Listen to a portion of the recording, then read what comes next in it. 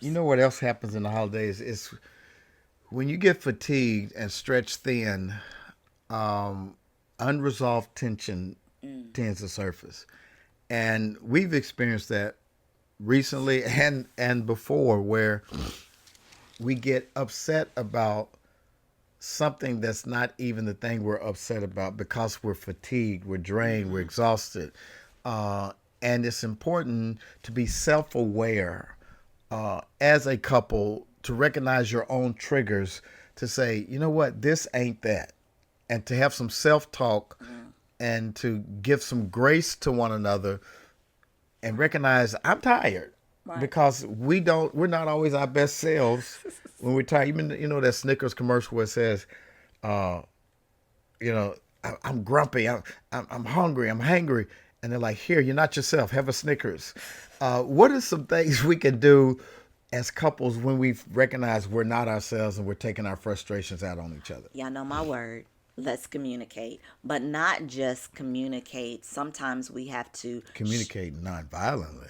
or non-violently communicate, but we also need to have empathy for our partner. If our partner has expressed that they're tired, then somewhere in the back of your mind, like, hey, is this a good time to talk? I know that you said that you were tired, but XYZ has come up. Can we talk about it? Make sure that you're talking to your spouse in the most loving way that you possibly can talk to your spouse, you Yeah, know? yeah, yeah. And nonviolent communication, as I reference, is having the ability to recognize the emotion, the need, the unmet need behind the emotion. Okay.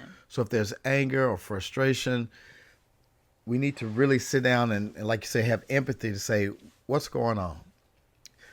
What is it that I can do to help in this moment?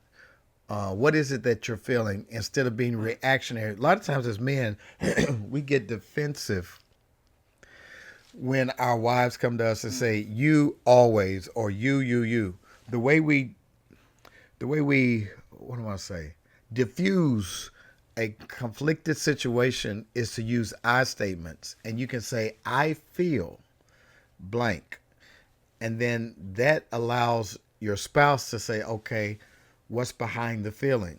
But when you come with that, you always, can you see that, how that can make somebody feel defensive? Oh, definitely. That backs a person up in the corner and feels like they're being attacked when you're constantly saying you did, you. I think as you're saying that we need to use the I feel, statement. Start the conversation as, I feel that this is going on. Don't switch off and say, I feel that you are doing, because you can still switch it around and Uh-huh. still make it Uh-huh. feel like you're attacking the Mm-hmm. person. But be intentional of the words that you're using. We're not always going to use the correct words from one another. We're not going to always use the words that our spouse needs us to use. And that's why I'm saying that there needs to be empathy when you're talking to your When you say spouse. empathy, what do you mean by empathy? Listening without automatically putting in your head my comeback. Mm-hmm. Where you're listening like, okay, what's the emotion behind what my spouse is saying, as opposed to, well, you did that last week, because now you just you backing the other partner into the into a corner, and you both want to come out, with your dukes up fighting, verbally sparring.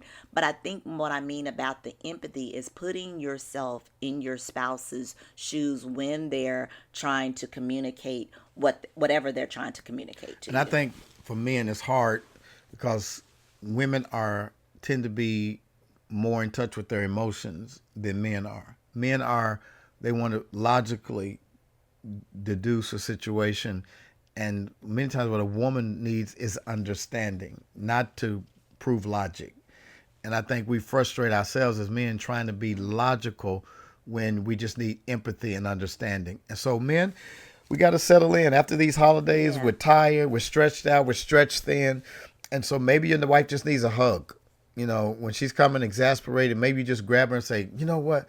Thank you, baby. And Mm, I said on the last episode, maybe during the holidays, that one of the things that I recognize is that God told me, whispered to me, he said, your wife has made love to you.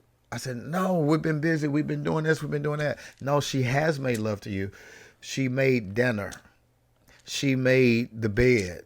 She made groceries. She made love to you. Because when you do those things for us, you're showing that you love us. And so every now and then we have to back out of the business and recognize that there's other ways to show love besides saying it. There's other ways showing love besides penetration. There's acts of service, there's gifts, there's affirmation.